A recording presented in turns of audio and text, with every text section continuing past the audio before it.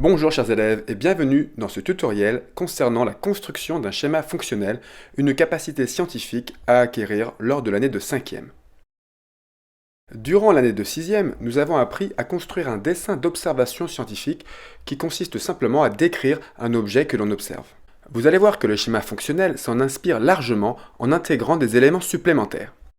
Le schéma fonctionnel, comme son nom l'indique, est un schéma, c'est-à-dire une représentation simplifiée de la réalité. Ainsi, cette sphère peut très bien représenter notre éléphant, ou tout autre objet d'ailleurs, à condition que cela soit bien légendé. Vous pouvez bien sûr dessiner un objet qui ressemble un peu plus à la réalité. Toujours est-il que vous pouvez utiliser une multitude d'éléments figurés de toutes les formes et de toutes les couleurs. Vous avez bien sûr remarqué que dans schéma fonctionnel, il y a aussi le mot fonctionnel. Cela veut dire que le schéma doit représenter le fonctionnement d'un événement. Par exemple, un mouvement peut être symbolisé par une flèche, ou bien la production d'énergie par une bulle en étoile. Quoi qu'il en soit, choisissez vos éléments figurés logiquement et surtout légendez-les. Venons-en maintenant au matériel nécessaire pour faire un bon schéma fonctionnel. Vous aurez besoin d'un crayon de papier bien taillé, d'une gomme, d'une règle et de feutre ou de crayon de couleur.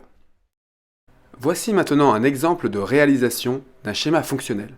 La consigne est celle-ci. Vous devez traduire le texte suivant sous forme de schéma fonctionnel. L'éléphant inspire le dioxygène de l'air et expire du dioxyde de carbone dans l'air. Tout d'abord, à l'aide d'une règle et d'un crayon de papier, il faut tracer le même cadre que pour un dessin scientifique. L'éléphant pourrait être symbolisé par un cercle légendé. Représentons le dioxygène par une petite boule rouge, par exemple, le rouge étant la couleur du dioxygène. Bien légendé également sur le côté. Une flèche matérialisera le mouvement entrant du dioxygène dans l'éléphant lors de l'inspiration. Pour le dioxyde de carbone, choisissons maintenant une petite boule bleue, la couleur du dioxyde de carbone, et une flèche sortant de l'éléphant matérialisera l'expiration. N'oublions surtout pas d'écrire un titre à notre schéma, un titre en rapport avec le sujet.